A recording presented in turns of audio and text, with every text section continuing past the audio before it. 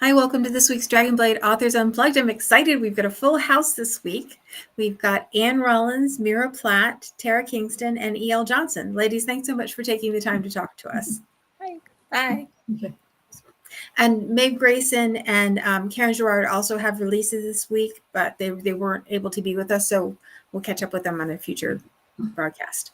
But for now, let's start at the very beginning. And the very beginning is previous week when Anne wasn't able to join us. So we're going to start with Anne's book this week, which is an incident at Ingleton, and it's book 3 in the Beaumont Secret series. Yes. Can you tell us about this one? Okay, so this is a series that's like, it's primarily romance, but each book has a mystery subplot. And I think it's fair to say that in this third book, the mystery plot is a little stronger than in others. Not that I did that deliberately, but I'm just trying to find the balance between the romance and the mystery. So people who like mysteries may enjoy this one particularly. They're all standalone, so you don't have to have read the previous ones, although there are references to some previous characters. So, it helps. And different couples in each book? Yes, different couples in each book. So again, it's like a romance series where you got standalone romances, and there just happen to be characters that show up again in later books. And in this book, the female lead, Lady Hester, has been sent by her family out into the country after getting into a really public scandal at a London event. And I'm not going to talk about the nature of the scandal, just she was caught doing something that a young lady isn't supposed to do. And her family sent her out to the country to stay with her brother, to get her out of London during the season. And the male lead, Walter, is a solicitor whose basic work is managing charities that his family has founded. And they meet when Walter's trying to track down someone who's been embezzling money from one of the charities. Oh. Yeah. So that's the initial mystery, and then complications show up. And as far as tropes go, I wouldn't call it enemies to lovers. It's not that, but it is like bad first impression. That first they dislike each other, then they slowly get to like each other. I know some people call that antagonists to lovers, to try to capture that dynamic. Awesome.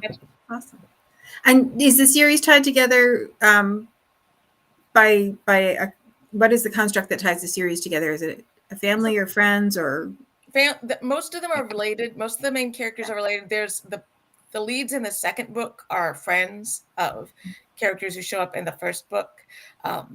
So that in terms of themes, the theme that ties it together is that each book is centered in a location, and they're all rural locations. So the first one is Secrets at Selwyn Castle.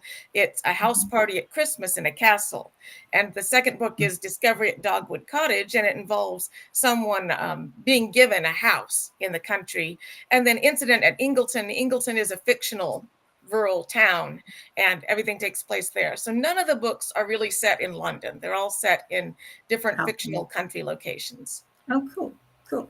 Can you tell us a little bit more about the hero, about what he's like? So he's very serious and a little bit awkward. Almost all of my characters are socially awkward. I sometimes joke that is my brand, is writing socially awkward characters. He wears glasses because I wanted to do some, eyeglass representation.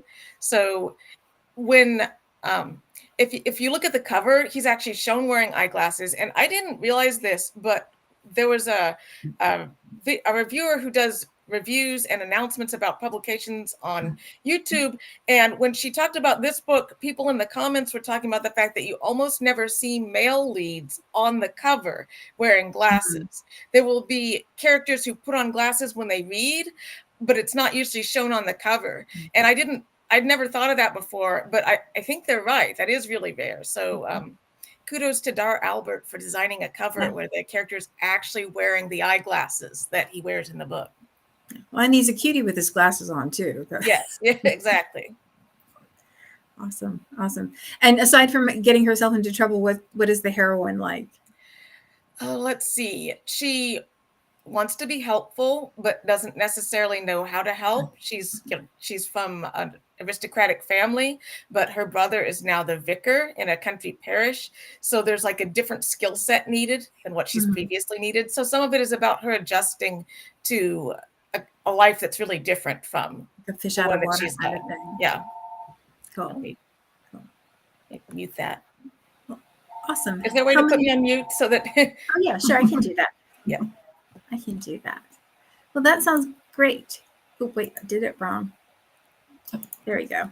No, that sounds wonderful, and I love the idea of them being set in country, like in different country locations, and the location being important to the story. And it's very cool. Well, the next book that launched which is actually the first book that launched this week, is Mae Grayson's book, and it's Fortuity's Arrangement, and it's book 3. Yes, book 2 in the 7 Unsuitable Sisters series. So if you haven't had a chance to pick it up, you should pick up that one, and I'll make sure that the link is in the comments so that you can get it if you haven't gotten it already.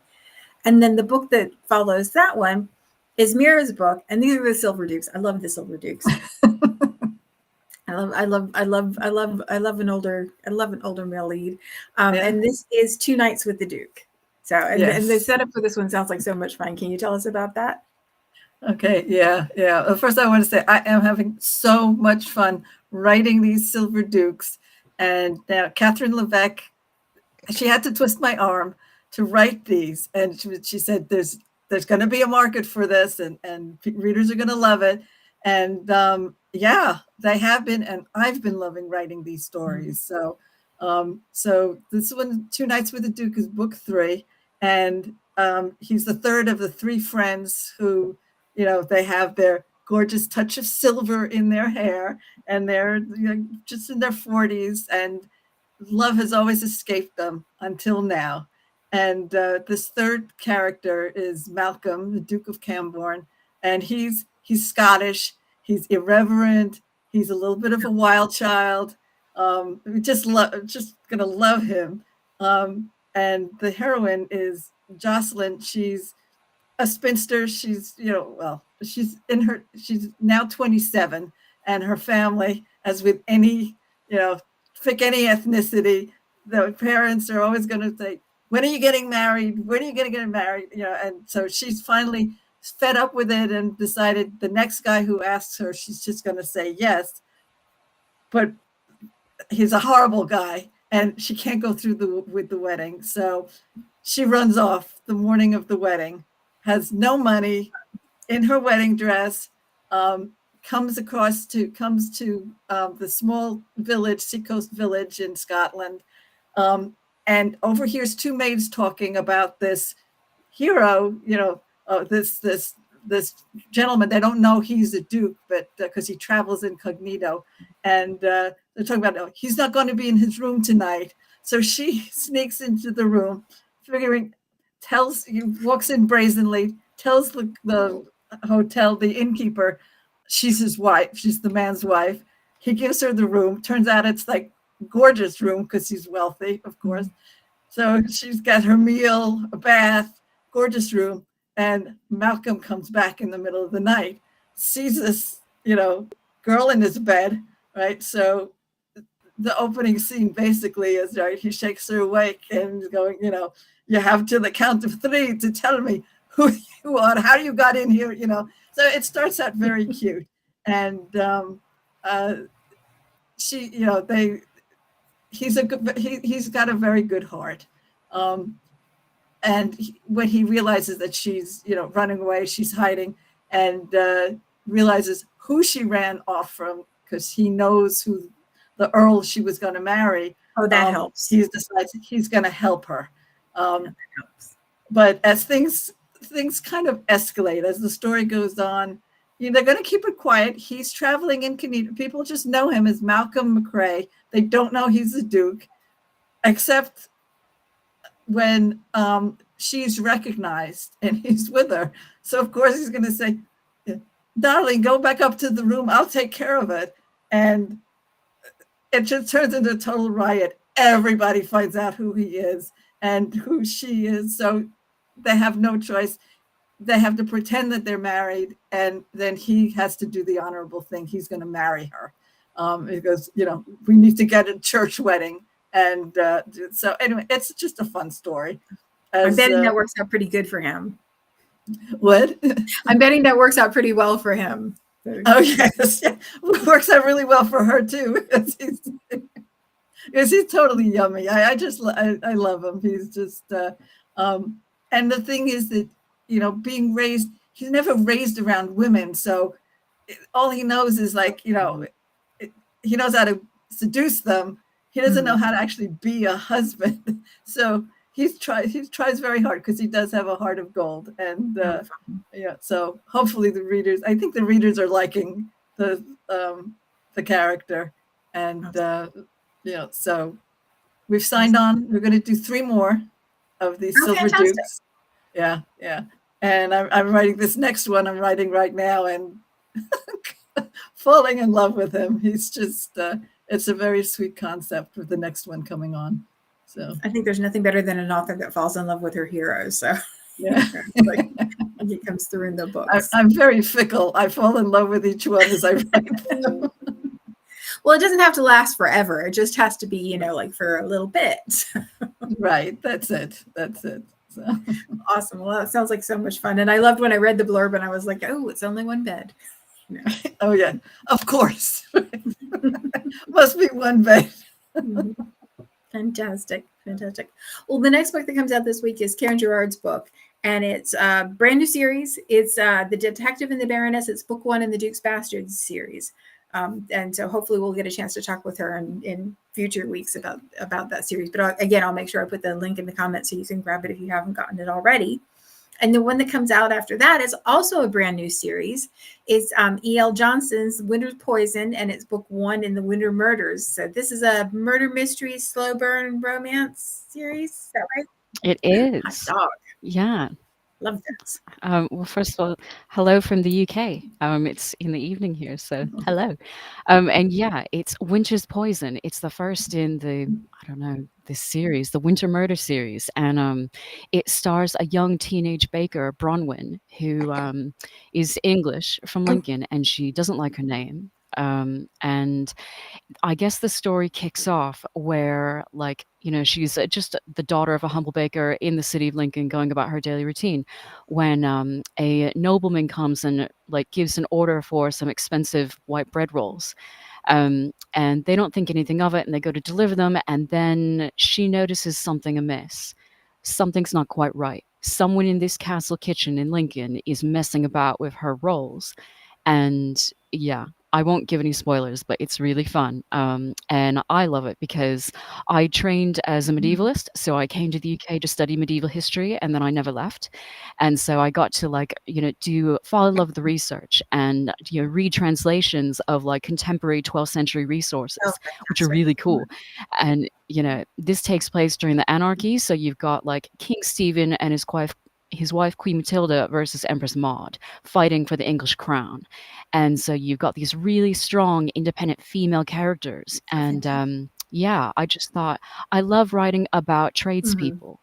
And where, what do you do if you're a young woman and yet you're suddenly having to solve a murder mystery?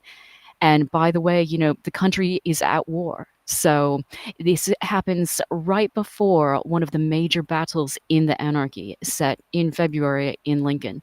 So it's got that nice, rich historical context. But there's definitely slow burn romance. There's a hot young squire, Rupert. So look forward to that. He's lovely. And yeah, it's the first in a series. So there will be more love interest to come. But yeah, it's really fun and full of espionage and intrigue. And I love it. So it's a long series too, isn't it? Aren't there 7 books? Yeah. I was thinking that I would set each book in the context of another battle during the anarchy period, but actually I just started to fall in love with the plot lines and the characters, and so I just kind of went with there. But it is long, so wish me luck. It is 7 books, so we'll see. Fingers crossed. And medieval historical mystery is something that we haven't really dabbled in before, so it's fantastic to have a new genre to kind of get to love. Awesome. Thank you. Well, the last book that comes out this week is Tara's book, and it's also a brand new book in a brand new series. And it is A Rogue to Watch Over Me. I love the cover for this one. It's just so beautiful. And it is book 1 in A Rogue of One's Own, which is I need one. I think everybody needs one. Who doesn't? Everyone needs a rogue. Yeah. Can you tell us about the book in the series? Well, the central premise of this series is that reformed rogues make the best husbands, and they all turn out to be pretty happily ever after with their rogues. But the series kind of centers around a tavern in London that has three partners, and the partners are very different men. One of them, the hero in the very first book, is kind of he's kind of scandalous. He's made his money through some unorthodox means, and there's a lot of rumors about what he might actually have done to get the money and what have you.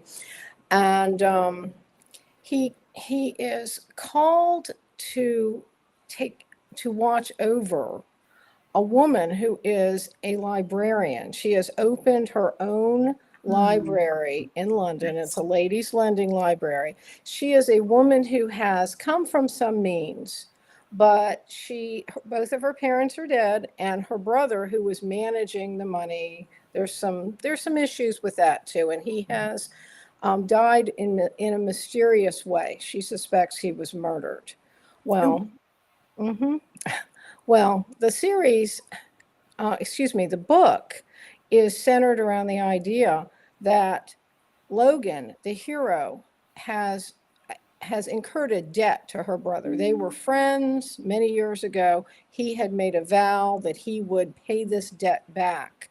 And after the brother has died, he is contacted and asked to watch over his sister, because he is convinced, due to the circumstances that he's facing before his death, he writes a letter to Logan to let him know that she's in danger, because he knows that he's in danger, and he knows he's looking probably at the end of the line. So he reaches out to Logan, but when he shows up, when he shows up, she's very skeptical, and events turn her views around, and they are forced together. He basically becomes her bodyguard, but the whole thing centers around there's some very bad people who think she has something very valuable, and she has no idea what they're talking about. It's kind of like there was an old Audrey Hepburn movie called Charade. I don't know if any of you have ever seen that, but it's kind of that kind of a premise. So they grow together. They're very different people. They're both very independent, though. And she's actually a widow, and she did not have a good marriage. Her husband died, and she has not given up on the prospect of love, but she's very skeptical, and she has no desire for a husband right now. And he's been burned. So between the two of them, they really fight the attraction. But it all works out in the end. And along the way, I think I have some fun supporting characters, including a very strong older woman who's kind of an advisor. And I had a lot of fun writing this one. I kind of envision this guy as kind of like a 30-year-old John Wick. Only fun. Only not a hit man. But no book death, no killing people with books, because we don't do that. Oh, no. But he knows how to take care of some things. But he's not a hit man. No, but just the visual, if you could, or let's say Jamie Dornan, really good looking, dark haired guy. And he was just really, really, really a rogue. And the other heroes in the series are very different people, and they were fun to write as well. So Are they connected somehow? One of the hero of book 2 is the cousin of Logan, and he's more of a true playboy kind of rogue. And the other one is he comes in through mutual friendships and what have you. He's more of a tycoon type. And he's rather straight-laced, and in his book, he kind of learns how to loosen up a little bit. So it's 3 very different heroes, but I really had fun with this series. Fun. I love the idea of the brother playing an inverted matchmaker from the grave. That's pretty cool. So awesome. Well, there's lots to look forward to there. Well, we have a little bit of extra time, and since I've been thinking about books all day, because we're getting ready to launch Dragonblade's first Kickstarter, we're going to do that in May, and it's going to be a Lion's Den Kickstarter with special editions and all the cool stuff. And since you have a character, Tara, who's a librarian, and Yale, you were talking about doing research in the library and stuff, I wondered if we could talk a little bit about books, about what you love, about do you read on ebook? Do you read, because we're such a Kindle Unlimited model, and we've been thinking about digital books and stuff. What are the things that you really love? Do you switch back and forth between ebook and paper? Are there hardcovers, paperbacks, bookstores and libraries and all the good smells? What are the things that you love the very most about books, the physical product? Oh, books are, I love having a book in my hand, especially if it's one that's going to have meaning to me. But I love reading books on my Kindle. I love reading books on basically any medium. If I can get a book in my hand, I will read it. So, what about you, Meara? Yeah, I have so many print paperbacks from all the years that I've been buying historical romance, because that for all my life, that's been my number one favorite category. And but now I really read mostly on ebook. It's just so much more convenient. So there's something lovely about being able to hold a handful of books and digital print books. But do you find a difference between fiction and nonfiction? In terms of format, whether you have a different feeling about reading nonfiction in ebook. Yeah, in nonfiction, I definitely like the print. The print is much easier, and because also very often it's like if you're studying things more in depth, and it's just so much easier to have that kind of like a global view where you can just leaf through the pages back and forth, where it's much harder to do on a Kindle. So. Yeah, I'm the same way. You nodding. Yeah. I'm sorry, say it again. I was going to say I'm the same way with nonfiction, and I'm not sure why, but I like being able to mark up the book as if I'm going to use it for something, and I feel like it still feels more intuitive to mark up a nonfiction book like that. And I like your point about being able to flip through it, because sometimes you don't need to read the whole thing; you just need parts of it. Yeah. Or need to be able to go back to. Or you want to refer to something. What did I read that? It's just so much easier to do that than the print. Yeah. Especially research books.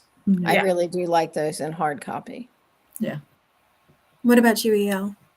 Do you have preferences? I was just thinking about this the other day, actually, because so I've got a 4-hour commute each working day, and so on the train into London, I don't want to be carrying around a huge, hefty, 500-page book. So Kindle all the way. But I mostly read fiction. Yet lately, I'm having to dig out some historical monographs about the anarchy, for research. And I find that there's a lot out there on Amazon, and I don't want to have to go to my local library and spend hours of research trolling through trying to find something useful. And so this is where I find that Amazon's really helpful, because they've got, how you can download samples of books. So I do that. Yes, and it saves me so much time, because I can read the sample and judge pretty quickly. Is this helpful? Is it not? Does it look like it's worth buying? And I read one today where I'm like, actually, I'm going to buy that. It looks really good. But so many of them, I don't want to have wasted the time. But otherwise, I agree. Once I've got a really good historical source, or a monograph or something, then I want the physical copy so I can make notes and, dog ear it, because I'm that kind of reader. And all the way. So it's Post-it note flags. Up in the air, I suppose. Exactly. And it's weird the way you said, Meara, about being able to flip through pages, because you can bookmark things on an ebook, but it just doesn't feel the same in my brain as being able to flip through the pages to back and forth. I was surprised. I noticed that. Yeah, for me too. My brain works differently with fiction and nonfiction. I just can't do it. Yeah, I was surprised when ebooks first got popular about how easy it was to go back and forth between them, though. I'm sorry, Tara, you were going to say?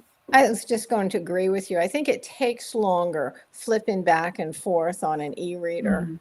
It just does. It's just so much easier to just turn a page, especially if you're looking at illustrations or Oh, something. yeah. Mhm. Mm. Well, you brought up a good point about research and about being able to do the look inside. And I remember 100 million years ago when high school was, so we had the Encyclopedia Britannica. So my girlfriend would come to our house to read it and Remember look at the that? Encyclopedia Yeah. Britannica. But now research is Yep. an entirely different thing. Is there a way you all figure out how to structure what you're doing for one thing, so you don't get lost and spend all of your writing time researching, which is what I would find to be particularly dangerous. But also how to figure out, like where to get your information from and how to hold on to it and be able to access it when you need it. I mean, for my medieval research, what I do is because I study medieval history quite a lot, it's at university. I feel like I've got a good general grasp of what was going on. So, like, I'll check my facts, online, that kind of thing. And Wikipedia, historians don't like it, but it is useful. But if I want to know really detailed things, like what did people eat during this year? What crops were in season? Was there a famine? Or, detailed stuff that I might not even put in the book, then I'll look on JSTOR and see what's the latest articles, what's the latest academic research that you can now access for free that's on there. And then see, and that usually sparks new story ideas. And so, you can fall down a rabbit hole of research there, but it's still quite fun and quite useful. So that's what I like to do. What about anybody else? How do you handle your research? It depends on what I'm looking for. Like sometimes I'm looking for something really specific, like what did pencils look like in 1816? And for that kind of thing, I find Googling is just really helpful because I write Regency, and there are hundreds of Regency bloggers who have already done the work of finding out what a pencil looked like in 1816. And so for the material culture, I actually find bloggers are most helpful. If it's something a little more complicated, like a legal issue, then I may even go digging into like parliamentary documents, but I don't do that very often if I can avoid it. What about you, Tara? Do you have a special way of going about things? Well, I don't know if it's special, but I have some research books that I just love, and they are tabbed and marked up and very well loved. And I have so many bookcases. Actually used to be a librarian. Oh, And, wow. oh yeah, I've loved books my whole life, but my husband actually is like, we're going to have to get a new house just to accommodate your bookcases. So, Which is the right answer. You have to get a new house, so a new bookcase is not you have to get rid of books.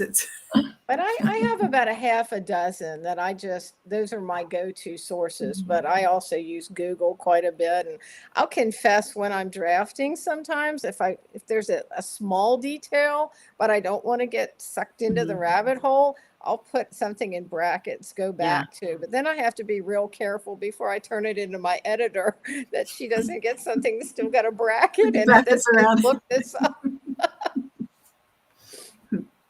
What about you, Meara?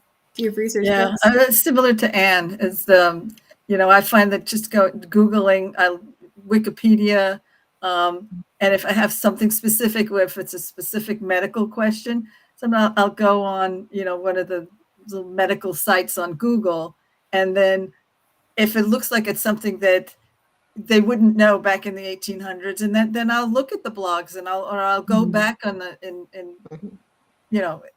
time and try to. But it's amazing what's literally on the fingertips now. It makes it so much easier. Everything, costumes, the gowns, the fabrics, just the coaches, the carriage, which carriage, what do they look like? Just everything is so available now. And how quickly that changed. Yeah. From having to do an expedition to get to the library to do the research to having everything accessible right now. I was in graduate school when it changed. So I had a colleague in my cohort who went from the US to Britain to do archival research. Mhm. And then just like 2 years later, he told me I would be able to do that all online now. I wouldn't have, Yeah. if he had just waited 2 years, because everything was getting digitalized and made available. Sometimes it's still behind a paywall, but like when you're talking about the medical information, like you can go to Google Books and find medical textbooks from, Yeah. the 18th and 19th century. Mhm. But that ends up being a rabbit hole for me. I start flipping through it and I'm like, may not find the thing I was looking for, but I'm like, wow, this is wild. Mhm. Yeah. Yeah. And then 2 hours later, Yeah. I do think it's interesting though how we still want physical, like we still want the physical books. And when I was doing the research earlier today, going over dust jackets and foils and all that kind of stuff, the idea of having something really beautiful and that book craft kind of thing, it's like that bespoke book craft thing, I think is really lovely thing. So It's amazing what we can do today. Mhm. Just and everything, even just the cover artist and the formatter and the, marketing and the graphics, and it's all there.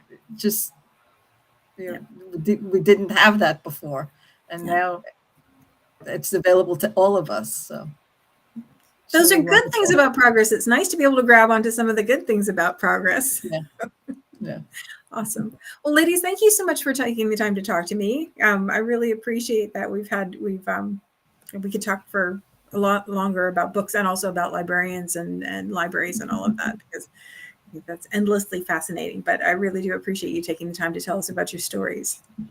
Yeah, Thank you. Thank you. We'll be back here same time next week.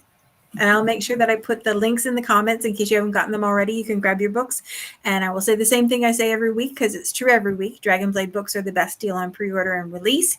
You want to grab them right then. If you can't get them right then, you can always read in Kindle Unlimited, in ebook, and then also in paperback, since we're talking about actual physical books this week. So, ladies, thanks again for taking the time. I appreciate it.